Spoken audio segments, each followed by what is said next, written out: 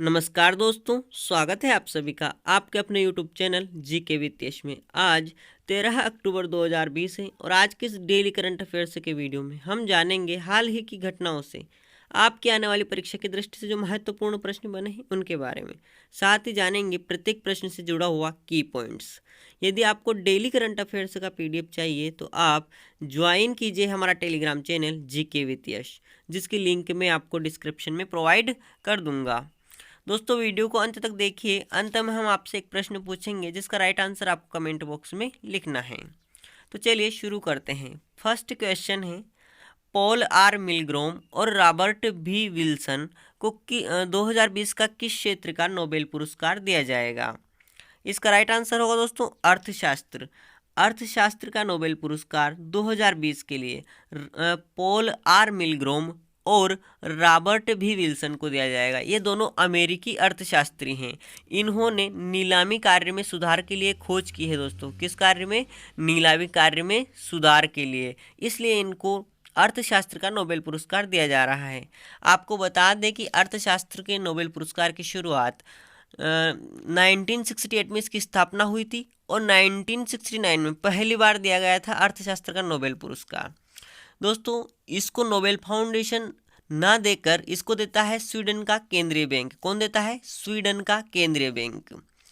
बाकी नोबेल पुरस्कार कब से दिए जाने लगे दोस्तों? बाकी क्षेत्रों में 1901 से दिए जा रहे हैं, जबकि अर्थशास्त्र के क्षेत्र में 1969 यानी 1969 में पहली बार दिया गया। इसे नोबेल स्मृति पुरस्कार भी कहते हैं, अर्थशास्त्र के नोबेल पुरस्कार को। दोस्तों इसे ही कभी कभी अर्थ विज्ञान या कहें कि आर्थिक साइंस, इकोनॉमिक साइंस भी कहा जाता है। अर्थशास्त्र के जो हैं इसको इकोनॉमिक साइंस भी बोला जाता है, जबकि हम आम भाषा में इसको अर्थशास्त्र का नोबेल कहते हैं। क्वेश्चन 2 है, हाल ही में किसने एक दिन के लिए भारत में ब्रिटेन का उच्चायुक्त का पदभार संभाला? इसका राइट आंसर होगा चैतन्या वेंकटेश्वरन। दोस्तों दिल्ली की एक 18 वर्षीय लड़की चैतन्या वेंकटेश्वरन ने एक दिन के लिए भारत में ब्रिटेन का उच्चायुक्त का पदभार संभाला। आपको बता दें कि ब्रिटिश हाई कमीशन जो है भारत में, वह 2017 से प्रतिवर्ष हाई कमिश्नर फॉर एड है। क्या प्रतियोगिता करता है? प्रतिवर्ष एक high commissioner for a day, यानी एक दिन के लिए हाई कमिश्नर बनाता है किसी लड़की को। और यह अंतर्राष्ट्रीय बालिका दिवस के अवसर पर ऐसा किया जाता है दोस्तों। 2017 से ऐसा कर रहा है ब्रिटिश हाई कमिश्नर। आपको बता दें कि जो कॉमनवेल्थ हैं यानी कॉमनवेल्थ राष्ट्र हैं, राष्ट्रमंडल देश हैं, उनमें जो उच्चायुक्त होते हैं उनके जो उनको राजदूत ना बोलकर उनको उच्चायुक्त बोला जाता है, जबकि बाकी देशों में इनको राजदूत बोला जाता है। क्वेश्चन नंबर 3 है, प्रत्येक वर्ष वर्ल्ड आर्थराइटिस डे किस दिन मनाया जाता है? इसका राइट आंसर होगा 12 अक्टूबर को। प्रत्येक वर्ष 12 अक्टूबर को वर्ल्ड आर्थराइटिस डे या विश्व गठिया दिवस मनाया जाता है दोस्तों। इसकी शुरुआत 1996 में हुई। कब हुई? 1996 में। आपको बता दें कि आर्थराइटिस या फिर गठिया जो है जोड़ों में होने वाला एक सूजन है। भारत में इस रोग से दोस्तों 18 करोड़ लोग पीड़ित हैं लेटेस्ट डेटा के अनुसार। कितने लोग? 18 करोड़ लोग इस रोग यानी गठिया रोग से पीड़ित हैं। क्वेश्चन नंबर 4 है, हाल ही में आयोजित आईफिल ग्रैंड प्रिक्स 2020 का खिताब किसने जीता? इसका राइट आंसर होगा लुइस हैमिल्टन। दोस्तों मर्सिडीज टीम के लुइस हैमिल्टन जो कि ब्रिटेन के हैं, इन्होंने हाल ही में आयोजित आईफिल ग्रैंड प्रिक्स, यह कहाँ पर हुआ था दोस्तों? यह हुआ था जर्मनी के नूरबर्ग में। कहाँ पर आयोजित की गई आईफिल ग्रैंड प्रिक्स? जर्मनी के नूरबर्ग में। इसमें जीत हासिल की है लुइस हैमिल्टन ने। दूसरे स्थान पर रहे मैक्स वर्स्टेपन, तीसरे स्थान पर रहे डेनियल रिकॉर्डो। दोस्तों आपको बता दें कि ये लुइस हैमिल्टन की 91 नंबर की जीत है। किस नंबर की? 91 नंबर की। और इन्होंने माइकल शूमाकर जिनका वर्ल्ड रिकॉर्ड था 91 जीत का, उनकी बराबरी कर ली है। क्वेश्चन नंबर 5 है, अक्टूबर 2020 में किस राज्य या यूटी ने वृक्ष प्रत्यारोपण नीति को स्वीकृति दी? दोस्तों यूटी मतलब केंद्र शासित प्रदेश, यूनियन टेरिटरीज।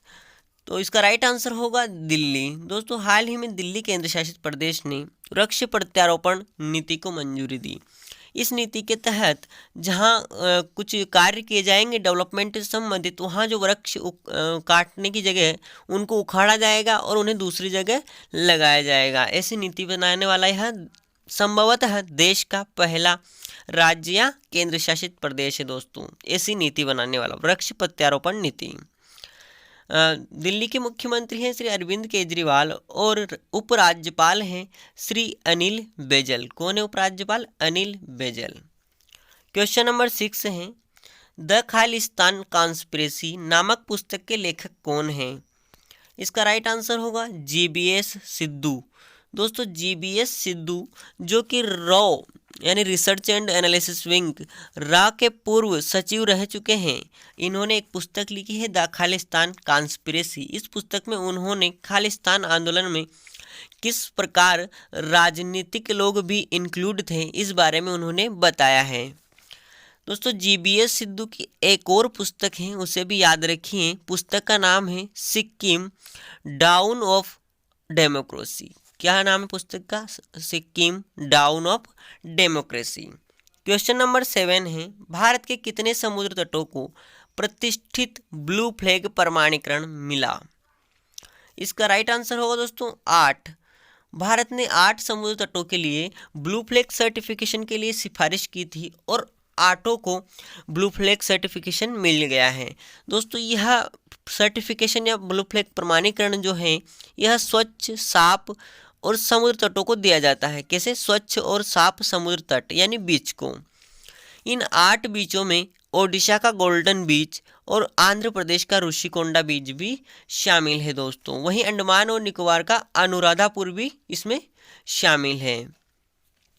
आपको यह ब्लू फ्लैग प्रमाणीकरण जो है एक डेनमार्क का एक संगठन है, NGO है दोस्तों, जिसका नाम है फाउंडेशन ऑफ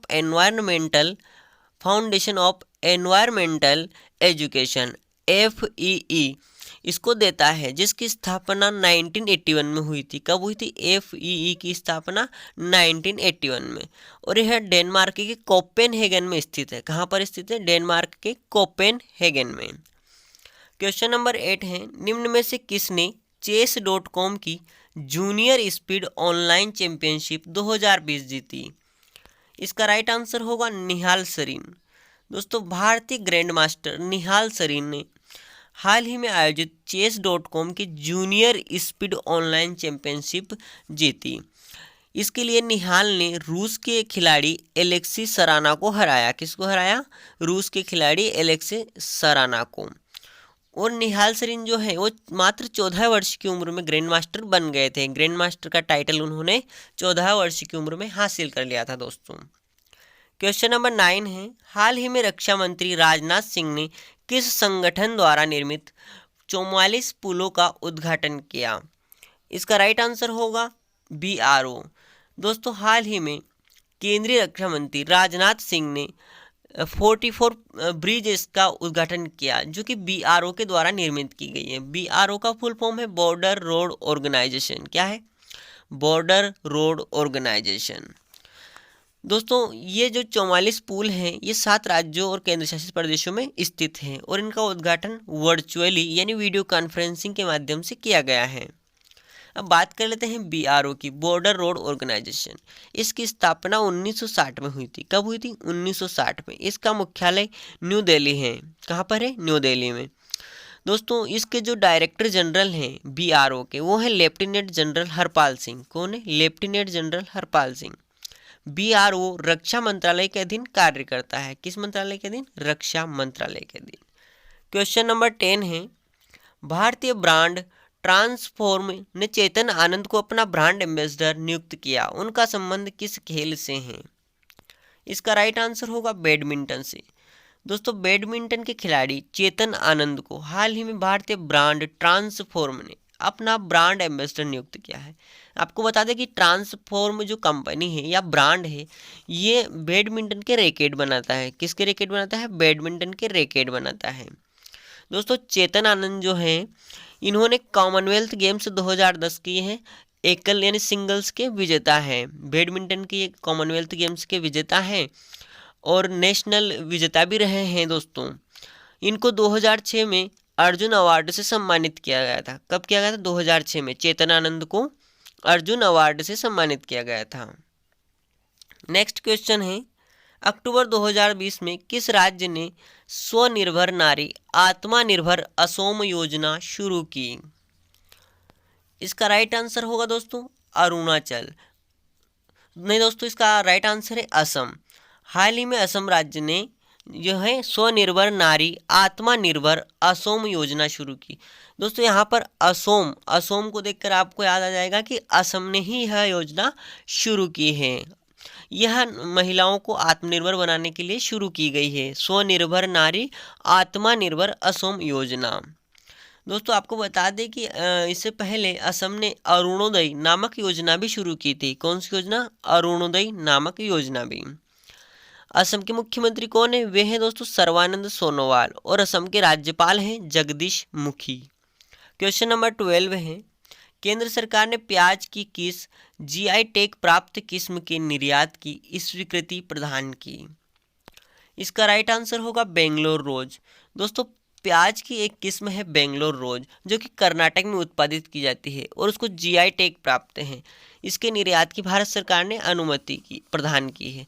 दोस्तों बेंगलोर रोज का 90% जो प्याज है वह निर्यात के लिए होता है। भारत में इसका उपयोग बहुत ही कम मात्रा में किया जाता है और यह कर्नाटक में उत्पादित किया जाता है बेंगलोर रोज प्याज। इसको जीआई टैग 2015 में मिला था। कब मिला दोस्तों?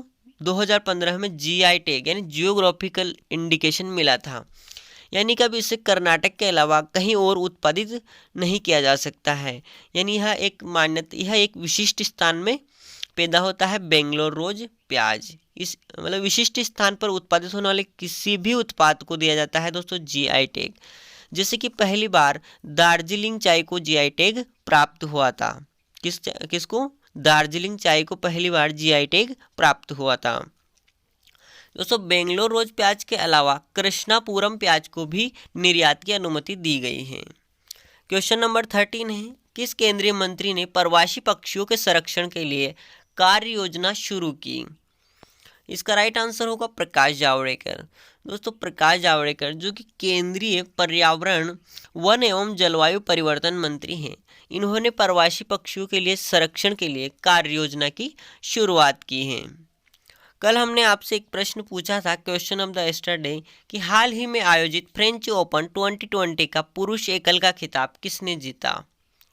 इसका राइट आंसर होगा राफेल नडाल। दोस्तों राफेल नडाल जो कि स्पेन के खिलाड़ी है। किस देश के खिलाड़ी हैं? स्पेन के। इन्होंने सर्बिया के नोवाक जोकोविच को हराकर फ्रेंच ओपन 2020 का जो मेंस सिंगल है उसका खिताब जीत लिया है। दोस्तों फ्रेंच ओपन एक ग्रैंड स्लैम टूर्नामेंट है टेनिस का। किस खेल का? टेनिस का ग्रैंड स्लैम टूर्नामेंट है और यह राफेल नडाल का 13वां खिताब है, 13वां फ्रेंच खिताब है। दोस्तों जो फ्रेंच ओपन है इसमें 13वां उनका खिताब है और ओवरऑल देखा जाए तो उनके 20वें नंबर का खिताब है। किस क्रम का? 20वें क्रम का। और फ्रेंच ओपन में 13वां खिताब है। दोस्तों विश्व के नंबर 1 खिलाड़ी है नोवाक जोकोविच, उनको इन्होंने हराया। नंबर 2 पर है राफेल नडाल। राफेल नडाल की रैंक क्या है दोस्तों? नंबर 2।